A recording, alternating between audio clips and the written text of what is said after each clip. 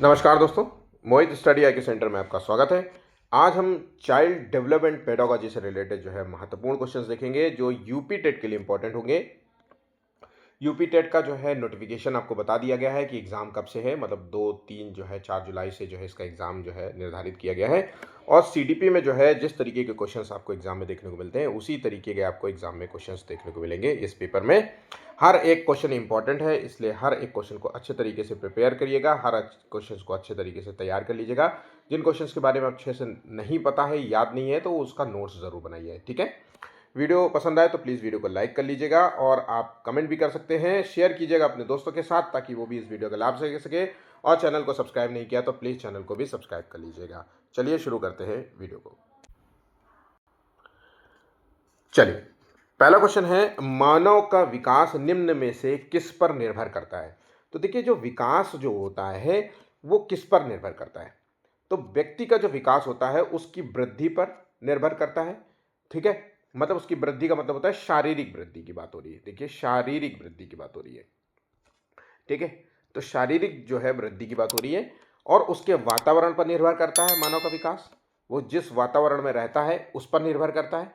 तो इसलिए हम कह सकते हैं कि शारीरिक और वातावरण दोनों पर निर्भर करता है। तो यहाँ पे जो सही आंसर है इन सभी को देखा जाए तो आंसर यहाँ पे डी ज़्यादा तर्कसंगत है।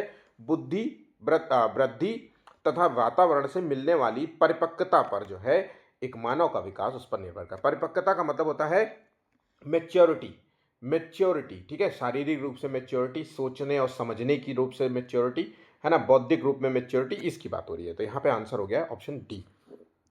नेक्स्ट क्वेश्चन है, निम्नलिखित में से कौन सा जो है बालक के सामाजिक विकास को प्रभावित नहीं करता है। अब यहाँ पे बच्चे के सामाजिक विकास को प्रभावित नहीं करता है।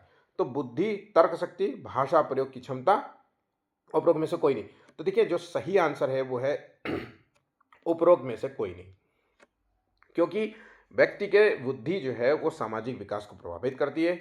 उसकी सोचने और रीजनिंग एबिलिटीज़ जो है सामाजिक विकास को प्रभावित करती है। भाषा प्रयोग की क्षमता, वो किस तरीके की भाषा का अपनाता है समाज में रहते हुए जो है, क्योंकि सामाजिक विकास के लिए बहुत ज़रूरी है कि भाषा का नॉलेज होना चाहिए, है ना। और उस भाषा का प्रयोग आप कैसे करते हैं, ये सामाजिक विकास को कहीं ना कहीं बहुत हद तक प्रभावित करता है। इसलिए यहाँ पे तीनों जो पॉइंट्स हैं वो प्रभावित करते हैं, इसलिए आंसर यहाँ पे डी होगा।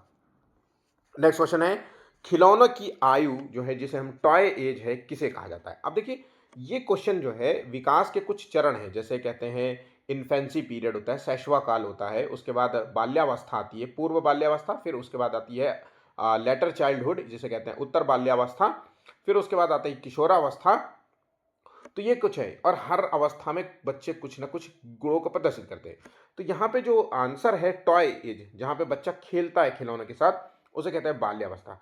अगर हम बाल्यावस्था को दो भागों में बांटते हैं, एक पूर्व बाल्यावस्था जिसे कहते हैं अर्ली चाइल्डहुड, और यह है उत्तर बाल्यावस्था जिसे कहते हैं लेटर चाइल्डहुड, ठीक है।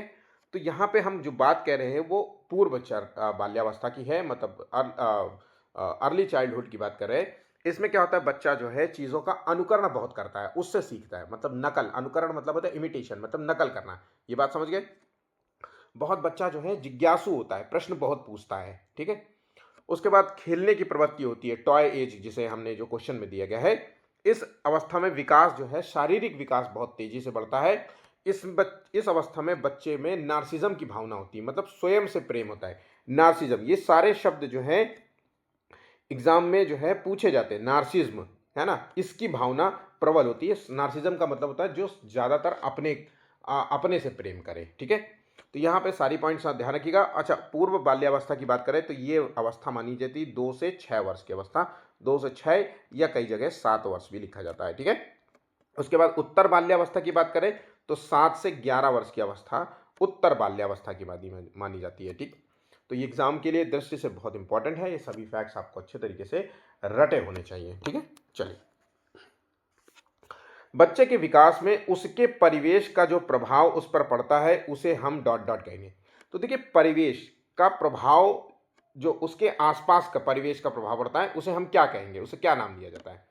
तो देखिए, पालन पोषण उसे नहीं कह सकते, उसे सामाजिक विकास नाम देते हैं। ध्यान रखिएगा, ऑप्शन यहाँ पे बच्चे के विकास में उसके परिवेश का जो प्रभाव पड़ता है, परिवेश का मतलब होता है इन्वायरमेंट, आसपास का जो माहौल है ना, और वो सामाजिक विकास जो है उसे कहा जाता है। ऑप्शन यहाँ पे बी सही जवाब होगा।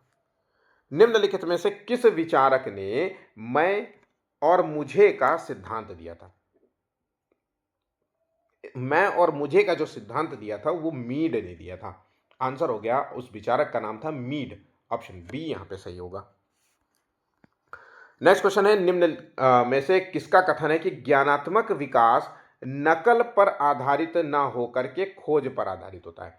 अब देखिए ये जो कथन है, ध्यान रखिएगा, ज्ञानात्मक विकास, या हम दूसरा नाम इसे दे सकते हैं संज्ञानात्मक विकास, ये इंग्लिश में बोले तो कॉग्निटिव डेवलपमेंट की बात हो रही है।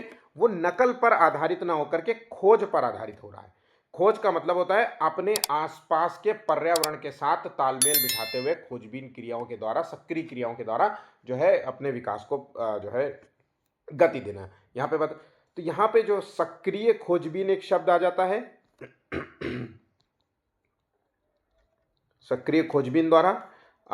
तो ये जो कथन है ये पियाजे से जुड़ा है, ध्यान रखिएगा, पियाजे से ये जुड़ा हुआ शब्द है। पियाजे जो कि मानते हैं कि बच्चे का जो संज्ञानात्मक विकास होता है वो प्रत्यक्ष अनुभव से होता है और सक्रिय रूप से होता है और पर्यावरण के साथ सक्रिय तालमेल बिठा करके होता है। तो यहाँ पे बात समझ गए। यहाँ तक कि पियाजे ने बच्चों को नन्हे वैज्ञानिक की संज्ञा दी थी। नन्हे वैज्ञानिक कहा था, ये एग्जाम में पूछा जाता है। तो पियाजे ने नन्हे वैज्ञानिक कहा था और इनका जो सिद्धांत था वो संज्ञानात्मक विकास का सिद्धांत है। इसके तहत इसके 4 चरण बताए थे। वो 4 चरण अच्छे तरीके से आपको रटे होने चाहिए। भविष्य में आपको जल्द ही मैं इससे रिलेटेड वीडियो दूंगा तो आपको जो है ये चीज़ें क्लियर हो जाएंगी। 7वां क्वेश्चन है, पियाजे ने किसी बच्चे के विकास विचारों में नए विचारों के समावेश हो जाने को क्या कहा था? अब देखिए किसी बच्चे, एक तो पहली बात तो याद रखिएगा पियाजे ने एक कथन दिया है, किसी बच्चे के विचार में नए विचारों का समावेश हो जाना, उसको कहते हैं आत्मसातीकरण। मतलब पुराने विचार, गौर से सुनिएगा बहुत इंपॉर्टेंट है, जिसको हम स्कीमा कहते हैं। ये 2 शब्द अक्सर पूछ लिए जाते हैं। पुराने, यहाँ पे विचार की बात हो रही ना, पुराने विचार में नया विचार घुस रहा है, समावेश हो रहा है। तो पुराना विचार जो भी आपके दिमाग में भरा हुआ है, जो भी नॉलेज है, ये पुराना विचार हो गया। और उसी को अगर साइंटिफिक नेम में कहें तो इसको पियाजे ने स्कीमा नाम दिया है। क्या दिया है? स्कीमा नाम दिया है। इस पुराने विचार में, इस पुराने विचार को किससे बदलना है? नए विचारों से विचार उसमें जोड़ने हैं, ध्यान रखिएगा, उसमें जोड़ने हैं, ये शब्द प्लस है। तो जहां पे पुराने विचारों के साथ साथ नए विचारों को पुराने विचारों से जोड़ दिया जाता है। जैसे एक बच्चे को बताया कि 5 एनिमल्स के नेम, जैसे प्री स्कूल में होता है ना, तो उसने कहा कि लॉयन, टाइगर, मंकी, है ना, हिरन, और सारे जानवरों के नाम ले रहे हैं। फिर आपने एक नया विचार दिया कि भाई एक और ऐसा जानवर है, कौन है? तो कुछ और बेयर नाम दे दिया, या फिर आपने कहा कि हॉर्स दे दिया या कुछ। तो एक नया विचार उसमें ऐड हुआ ना, तो बस उसी को कहते हैं आत्मसातीकरण। अगर यहाँ पे बात करें विचारों में, नए विचारों के द्वारा पुराने विचारों में जो है अगर हम बदलाव लाते, चेंजेस होता, संशोधन किया जाता, तो उसे हम समायोजन नाम देते। ध्यान रखिएगा, समायोजन कहते हैं, जिसे इंग्लिश में कहेंगे एकोमोडेशन। ठीक है, तो ये 2 पॉइंट्स हैं, आपको एग्जाम में ध्यान रखना है, और ये दोनों पॉइंट्स डिफाइन किया है पियाजे ने। ठीक, नेक्स्ट, भारत में अधिकांश कक्षाएं जो होती हैं वो बहुभाषी होती हैं।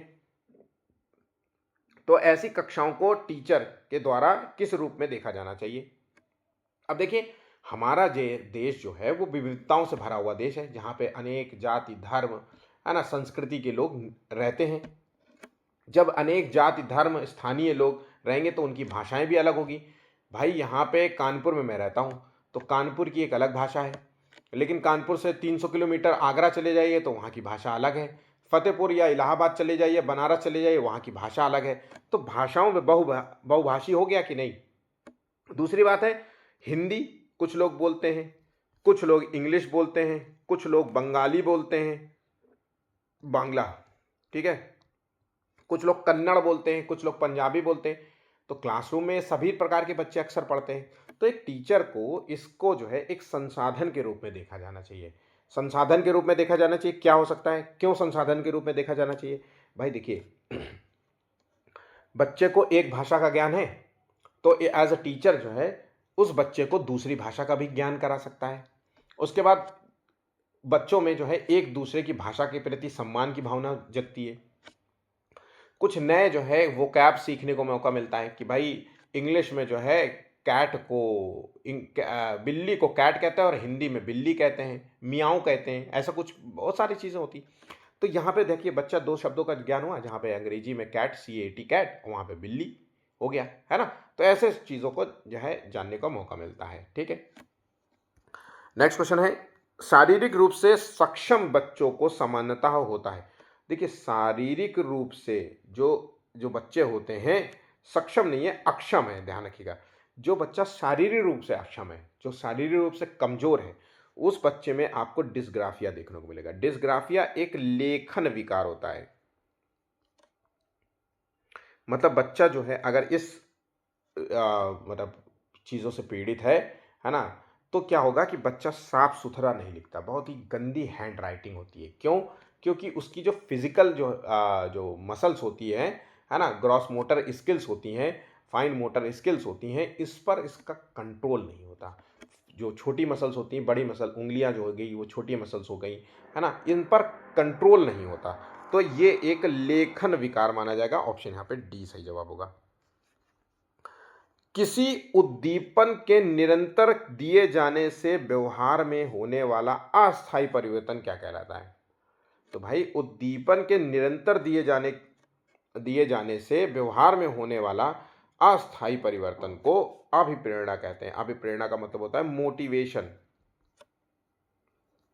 अब मोटिवेशन क्या है? बाहर से दी गई एक प्रकार की ऊर्जा है जो किसी कार्य को करने के लिए आपको स्टिमुलेट करती है, उद्दीपित करती है। तो मोटिवेशन जब मिलता है तो आप कुछ पल के लिए मोटिवेट होते हैं और उस कार्य अस्थायी परिवर्तन होता है ना, तो कुछ पल के लिए आप मोटिवेट होते हैं, उस कार्य को करने लगते हैं। जैसे अभी हाल ही में रिजल्ट आया है यूपीएससी का, स्टेट पीसीएस का, तो बहुत सारे घर ऐसे होंगे जहाँ पे कह रहे होंगे अरे मैं भी अब आईएएस की तैयारी, पीसीएस की तैयारी करूंगा। तो ये कुछ पल के लिए जो है मोटिवेट हो रहे हैं वो रिजल्ट देख करके। ठीक है, तो यहाँ पे बात समझ गए। अभिप्रेरणा का मतलब होता है मोटिवेशन, और ये बाहर से दी गई एक ऊर्जा है। ठीक है, नेक्स्ट क्वेश्चन है, विद्यार्थियों के अच्छे मानसिक स्वास्थ्य को बनाए रखने के लिए निम्नलिखित में से कौन सा तरीका अधिक महत्वपूर्ण है? अब बच्चे के सबसे अच्छे मानसिक स्वास्थ्य को बनाए रखने के लिए क्या जरूरी है? तो भाई जरूरी है उसका अभिव्यक्ति की स्वतंत्रता, रुचियों की भिन्नता और सह शैक्षणिक क्रियाओं का प्रावधान नहीं, अध्यापक की भूमिका एवं जो है विद्यालयी वातावरण बहुत जरूरी है। ऑप्शन यहाँ पे डी इसका सही जवाब होगा। प्राथमिक विद्यालयों के बालकों के लिए निम्नलिखित में से किसे बेहतर मानते हैं? तो प्राथमिक विद्यालय के लिए ज़रूरी है कि वीडियो अनुरूपण हो, प्रदर्शन हो और स्वयं के द्वारा किया गया बच्चा अनुभव, है ना, वो क्या है, तो सक्रिय रूप से सीखे, अनुभव से सीखे अपने, है ना, ये सारी चीज़ें। तो प्राथमिक स्थलों विद्यालयों की अगर हम बात करें तो ये तीनों चीज़ें बहुत ज़रूरी है बच्चे के सीखने के लिए। ठीक है, तो ऑप्शन यहाँ पे सी, यहाँ पे डी यहाँ पे सही जवाब होगा। ऑल द एबव जो है आंसर यहाँ पे सही होंगे। नेक्स्ट क्वेश्चन है, निम्नलिखित में से कौन जो है पियाजे के अनुसार बौद्धिक विकास का निर्धारक तत्व नहीं है? देखिए पियाजे जिसने बौद्धिक विकास के लिए जो सिद्धांत दिया वो संज्ञानात्मक विकास का सिद्धांत दिया। इसके तहत इन्होंने इसके 4 चरण भी बताए। तो पहला जो चरण है संवेदी प्रेरक अवस्था, दूसरा है पूर्व संक्रियात्मक अवस्था, तीसरा है मूर्त संक्रियात्मक अवस्था और चौथा है अमूर्त संक्रियात्मक अवस्था। ठीक है, तो ये 4 चरण बताए थे। इसके साथ साथ आत्मसातीकरण, है ना, और समायोजन, 2 शब्द और डिफाइन किया था। आत्मसातीकरण जहाँ पे मैंने आपको बताया और समायोजन भी बताया।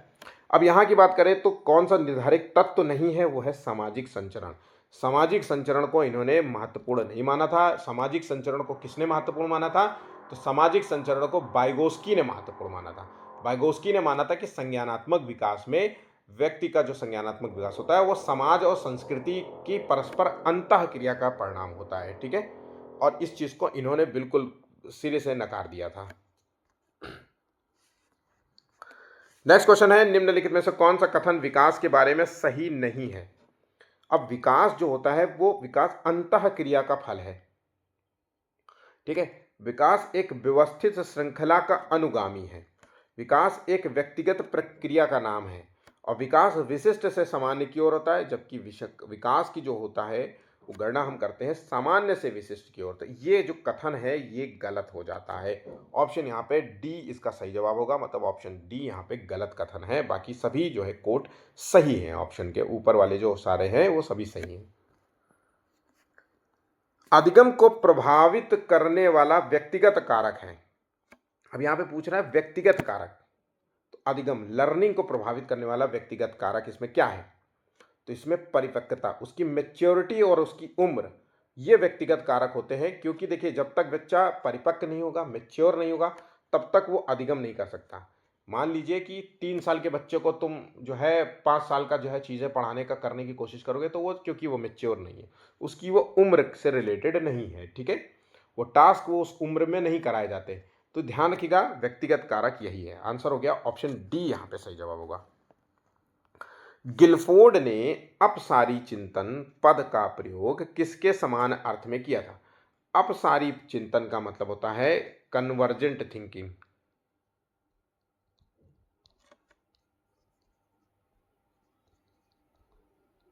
कन्वर्जेंट थिंकिंग, अब कन्वर्जेंट जो थिंकिंग होती है उसका संबंध जो होता है, इसका समान अर्थ में किया है, तो इसको बुद्धि और सृजनात्मकता से संबंधित है। ऑप्शन यहाँ पे सी है।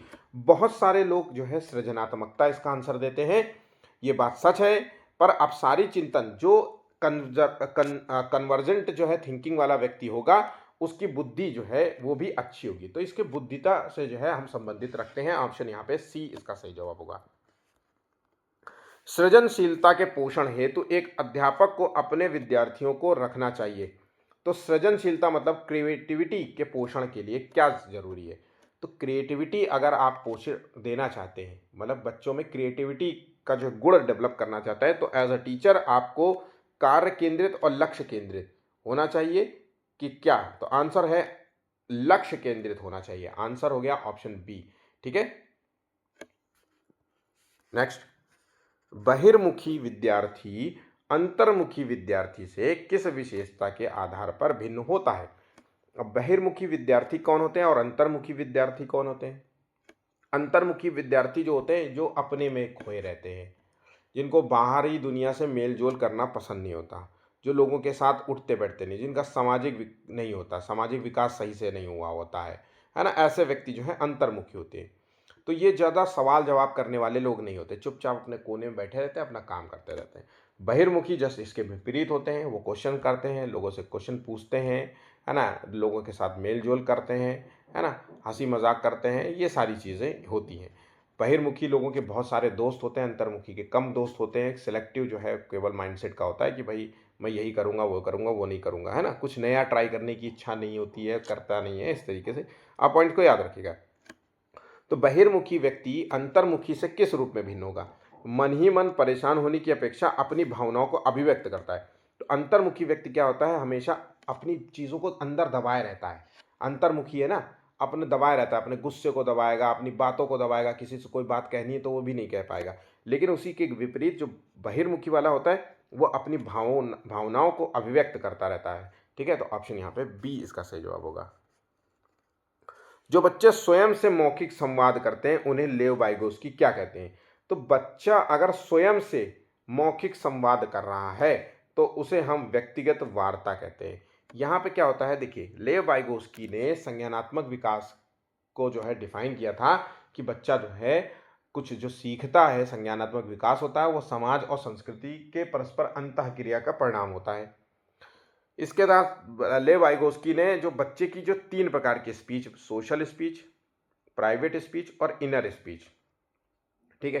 तो यहाँ पे जो व्यक्तिगत वार्ता है जिसे हम प्राइवेट स्पीच कहते हैं, ये है यहाँ पे प्राइवेट स्पीच में क्या होता है, बच्चा जो है अपनी समस्याओं का जो निवारण है वो स्वयं से ही खोजता है। मतलब बोल बोल करके, ऐसे जैसे कोई खिलौना खेल रहा है ना, तो अपना बोलता रहेगा, ही हु है, ये गाड़ी आई, ये चीज़ आई। अक्सर आपने देखा होगा छोटे जो 2 3 4 साल 5 साल 6 साल के बच्चे हैं, वो अपने खिलौने से बात करते हैं, है ना, अपने टेडी बियर से बात करते हैं। ये उसी की बात कर रहा है।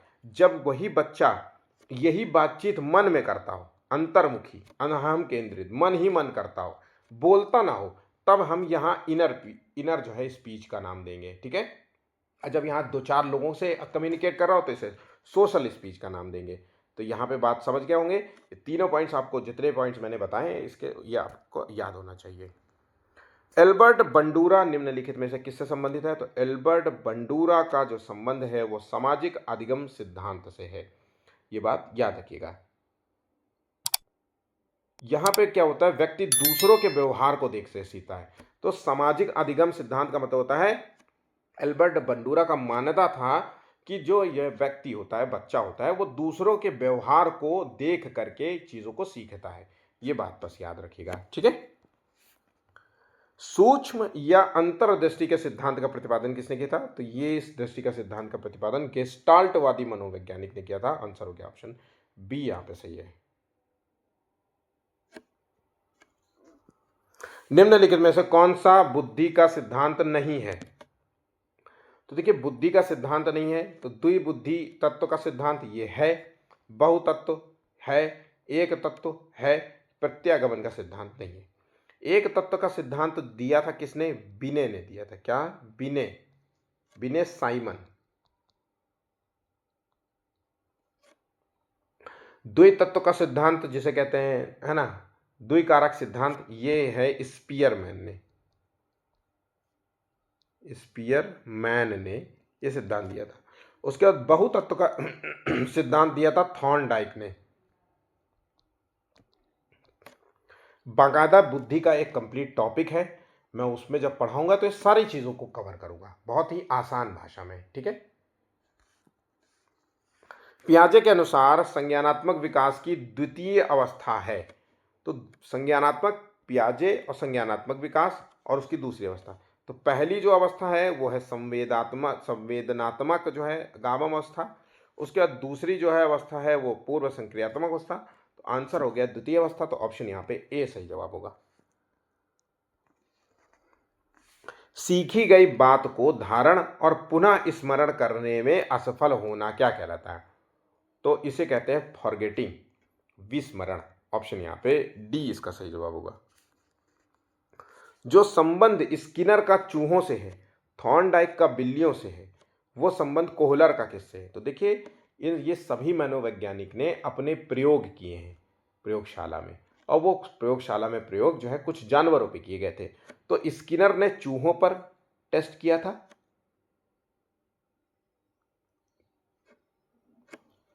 थॉर्नडाइक ने बिल्ली पर टेस्ट किया था, और कोहलर ने जो है चिंपैंजी, वन मानुस पर जो है टेस्ट किया था।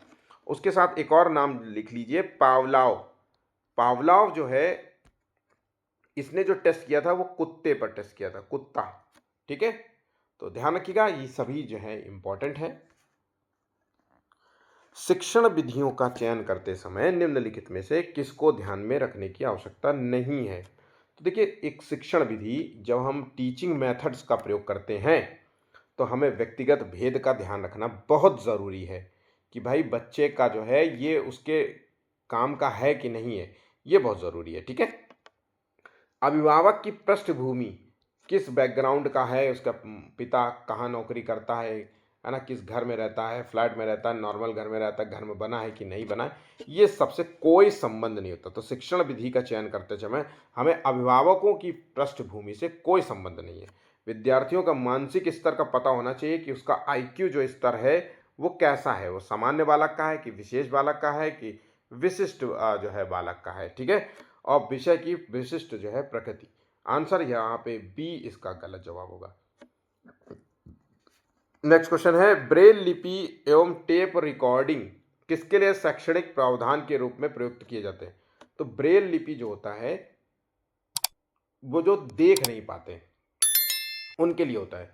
तो दृष्टिबाधित विद्यार्थी होते हैं। ब्रेल लिपि में जो है 6 स्तर होते हैं, ध्यान रखिएगा, 6 डॉट्स होते हैं एक तरीके से। ठीक है। तो ब्रेल लिपि में 6 डॉट्स होते हैं जिसका प्रयोग वो पूरा ब्रेल लिपि को जो है पढ़ने में करते हैं। ठीक है। बुद्धिमापन के भाटिया बैटरी परीक्षण में है। तो भाटिया बैटरी परीक्षण में जो है 5 उप परीक्षण है। ऑप्शन यहाँ पे ए सही जवाब होगा। हाथ से काम करने से छात्रों में शारीरिक शक्ति बढ़ती है, बिल्कुल बढ़ती है। जब स्वयं से बच्चा करता है तो शारीरिक शक्ति बढ़ती है, लेकिन इन 4 में से सबसे ज़्यादा जो है पॉजिटिव आंसर देखना है। तो झिझक दूर होती है, परिश्रम करने की आदत पैदा है या आत्मनिर्भरता पैदा होती है। तो जब स्वयं से बच्चा कार्य करता है तो वो आत्मनिर्भर होता है। ठीक है, ऑप्शन यहाँ पे डी इसका ज़्यादा जो है तर्कसंगत आंसर होगा।